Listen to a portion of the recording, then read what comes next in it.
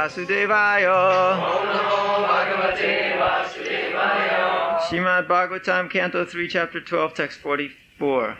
Translation. The science of logical argument, the Vedic goals of life, and also law and order, moral codes, and the celebrated hymns, Bhu, Bhuva, and Swa, all became manifested from the mouths of Brahma, and the Pranava Omkara was manifested from his heart. Text 45. Tasyoshnig asya loma bhyo gayatri cha tvacho vibho trishtum mam sat snito nushtub jagatjastna prajapate. Thereafter, the art of literary expression, Ushnik, was generated from the hairs of the almighty Prajapati. The principal Vedic hymn, Gayatri, was generated from the skin, Trishtup from the flesh, Anushtup from the veins, and Jagati from the bones of the Lord of the living entities. Text 46. Majaya punktirutpana brihati pranato bhavat. The art of writing verse, punkti, became manifested from the bone marrow, and that of brihati, another type of verse, was generated from the life breath of the Lord of the living entities. Text 47. Sparshas tasya bhavaj jiva svaro deha udahrita ushmanam nindriyan yahur antasta balamatmana swara sapta viharena bhavanti sma prajapate. Brahma's soul was manifested as the touch alphabets, his body as the vowels, his senses as the sibilant alphabets, his strength as the intermediate alphabets, and his sensual activities as the 7 notes of music. Purport. In Sanskrit there are 13 vowels and 35 consonants. The vowels are a, e, u, ri, l, e, I, o, au, and the consonants are ka, ga, etc. Amongst the consonants, the first 25 letters are called sparshas. There are also 4 antastas. Of the ushmas, there are 3 s's called talavya, murdhanya, and dantya. The musical notes are sha, ri, ga, ma, pa, dha, ni. All these sound vibrations are originally called Shabda Brahma, or spiritual sound. It is said, therefore, that Brahma was created in the Mahakalpa as the incarnation of spiritual sound. The Vedas are spiritual sound, and therefore there is no need of material interpretation for the sound vibration of the Vedic literature. The Vedas should be vibrated as they are, although they are symbolically represented with letters which are known to us materially. In the ultimate issue, there is nothing material, because everything has its origin in the spiritual world. The material manifestation is therefore called illusion in the proper sense of the term. For those who are realized souls, there is nothing but spirit. So a very interesting point and valuable one also, which is mentioned here in this last verse, is that originally all sound is spiritual sound. There was not any such thing as material sound. It is originally spiritual sound, Shabda Brahma. But upon the manifestation of this material world, the sound became known in a material way. This was not a defect of the spiritual sense, but rather the fact that the spiritual senses were covered by materialistic consciousness. So in other words, again we see how spirit is covered and it becomes known as matter. Or, put another way, that matter is nothing but covered spirit. So this original pure spiritual sound is existing everywhere. But because of the defect of our polluted consciousness, we accept this material sound to be all in all. But factually, this material sound is a perverted reflection only of the spiritual sound vibrations. This is an important point because sometimes people ask, how can spiritual things, for instance, Srimad Bhagavatam or Hare Krishna mantra, if they're supposed to be spiritual, then how can they be vibrated by a material tongue? They ask like that. How is it possible that by material sound vibration you can chant something and it will be known as spiritual sound vibration? They think that if it is spiritual, it must have nothing to do with anything material. It must be completely non-material, which means it will have no sound. If in the material world there is sound, in the spiritual world there is no sound. This is a very interesting supposition they make. If in the material world there is sound, and in the spiritual world there is no sound, that means in the spiritual world everybody's deaf, and no one can hear anything. So what is superior? Actually, these persons think like that. They think that the material world is superior to the spiritual world, therefore they want to stay here forever. They very much like staying in the material world forever and engaging in the material sound vibrations. Shrotavyadini rajendranīnam shanti sahasrasa apashyatam atmatatvam griheshu grihamedinam. Shukadeva Goswami gave his opinion about what kind of sound people like to hear.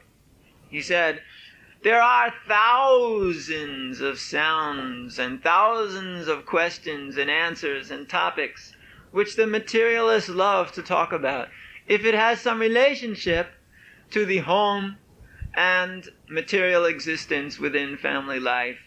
Gramya katha, griheshu grihameninam, business for the sense gratification of house and home. That they will talk about all day long. And they do. They do. People, they get on the telephone and talk all day, or they talk over the cup of coffees, or they talk over the fence, or they talk this and they talk that. Always talking.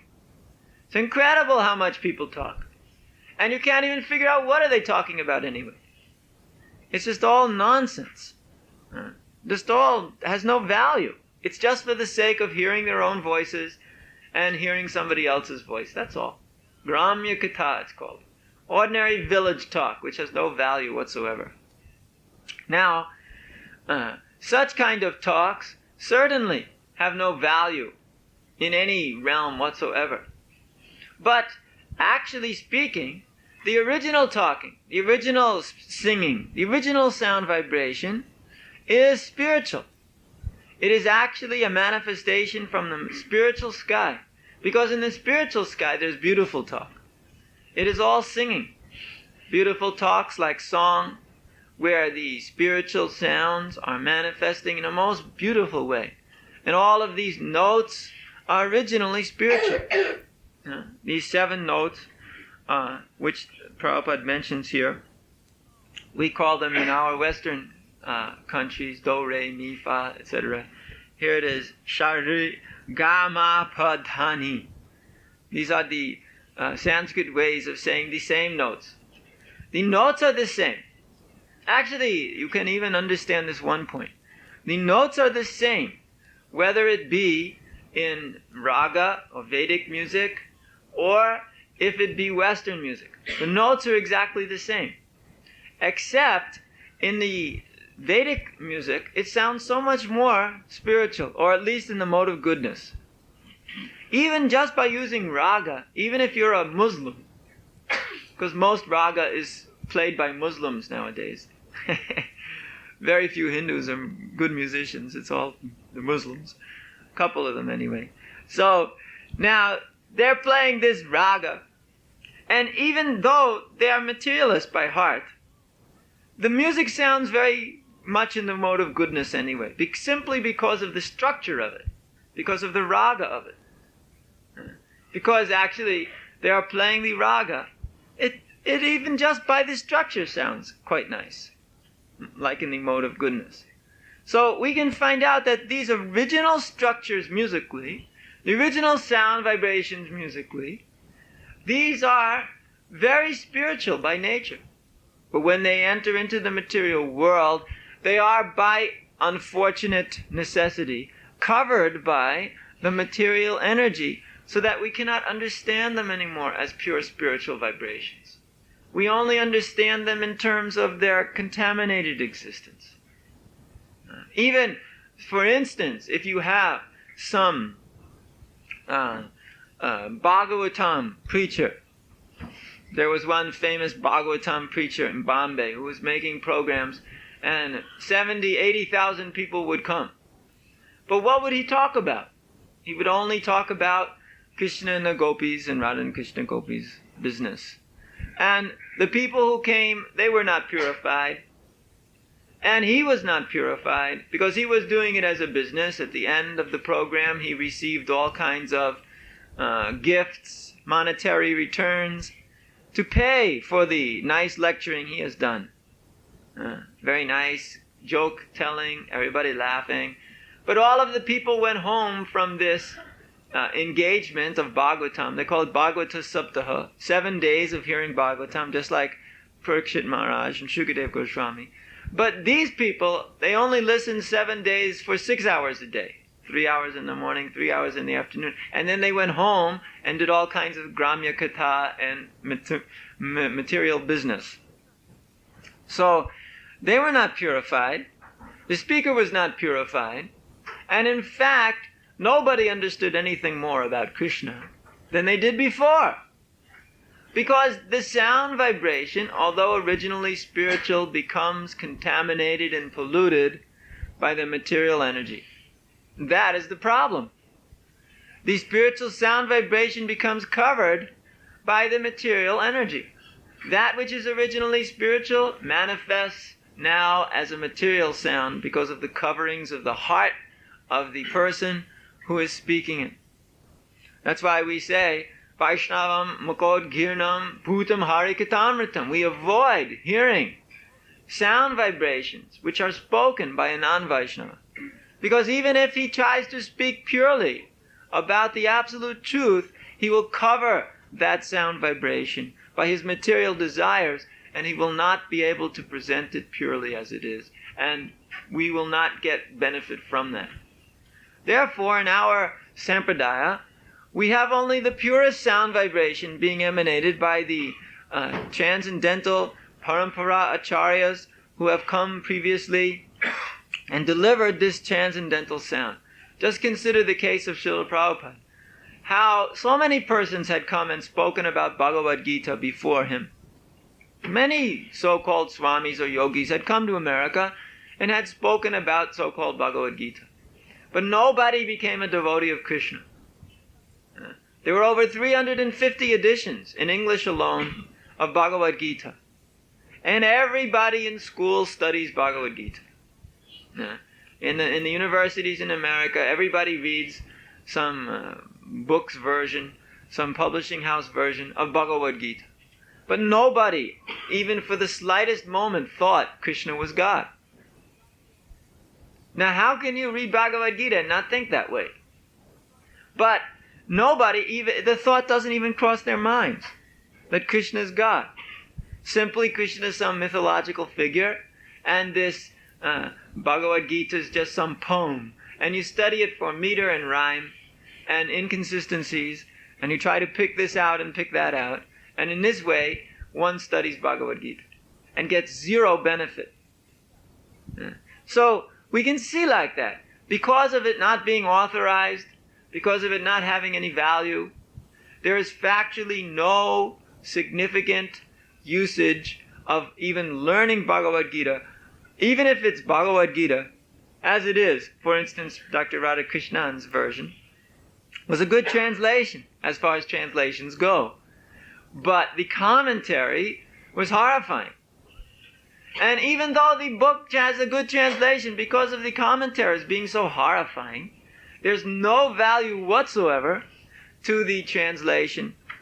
And therefore nobody becomes a devotee of Krishna when reading Bhagavad Gita by him. So what is the use to have so many editions when it is unauthorized? Therefore we speak very strongly about authorization. The speaker must be authorized. The hearer must be authorized. Unless there is this authorization, there's no question of development of spiritual consciousness. There must be authorization. The Parampara system guarantees that to a certain extent, that the speaker is authorized. If he actually is authorized person within that Parampara, what he says will have effect on the hearts of the conditioned souls, and they will take it seriously and surrender to Krishna. Therefore, this sound vibration is not material. The sound vibration of the spiritual sky can manifest here in the material world when it comes through the agency of a bona fide representative of the Parampara system. In other words, when you have a bona fide representative, the sound vibration he manifests is the representation of the spiritual energy. When you have a bona fide representative, you are actually hearing the vibrations as it is. And the proof is that people become devotees of Krishna. Just see, when Srila Prabhupada was speaking Bhagavad Gita, so many people became devotees of Krishna. So you can just see the difference. That in one short period of time, so many people joined Krishna consciousness movement and surrendered. Whereas other so-called yogis had been preaching for so many years and nobody joined, or else just some few old ladies. Sometimes you find old ladies are very enthusiastic for something spiritual in their old age. So they follow some yogi or swami. But basically that's all. People were very shocked by Srila Prabhupada because young people were taking up this life of Vairagya Vidya, renunciation, knowledge of Lord Chaitanya Mahaprabhu's movement. So this is a great potency, and we can see how that potency manifested by the grace and mercy of the Supreme Lord. We can see how the spiritual sound vibration made such a great impact because of it being perfectly vibrated according to the previous authorities. We can understand that this authorization gives power and potency. And when a sound vibration is not authorized, then there's no power and there's no potency. So this is the proof, the potency being there, the actual result being there, is the proof that this sound vibration is originally spiritual. And when that sound vibration is manifested from the proper authority, its original spiritual nature is seen. But when a contaminated person speaks Krishna consciousness, then the original spiritual nature is lost and covered, and one can't see it anymore. So therefore, in order for us to be proper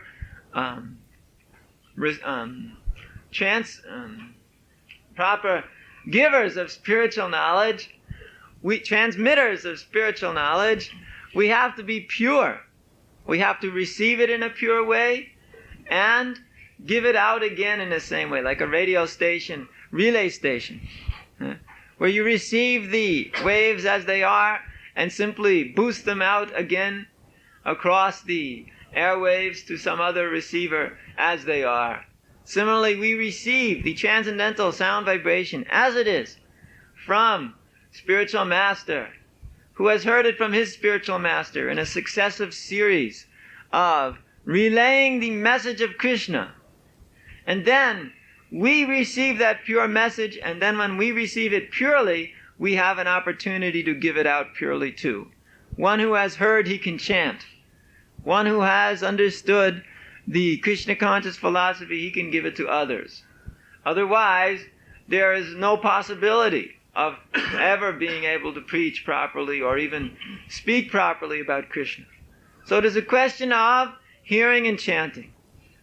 To hear properly means to chant properly. When you have heard, you can speak. When you have heard the holy name of Krishna, you can do everything in Krishna consciousness. The hearing of the holy name, this chanting Hare Krishna, Krishna Krishna, Hare Hare, Hare Ram, Ram Ram, Hare, is the secret element of spiritual life. When this chanting is there, and one actually hears purely, then all the contamination of years together of material dirt and dust becomes wiped away, and one can actually surrender to the lotus feet of the Lord without any delay. And all of the unwanted, dirty things in the heart become cleansed. This is our process, very simple, and it's based purely on spiritual sound, Shabda Brahma, which has come in the disciplic succession from Brahma himself. Brahma has given us the sound, but he has received it from the spiritual sky. And we, if we simply are purified recipients, can also receive that same spiritual vibration and give it out to others. And that is actually the whole point of becoming Krishna conscious. All right, Harikesha.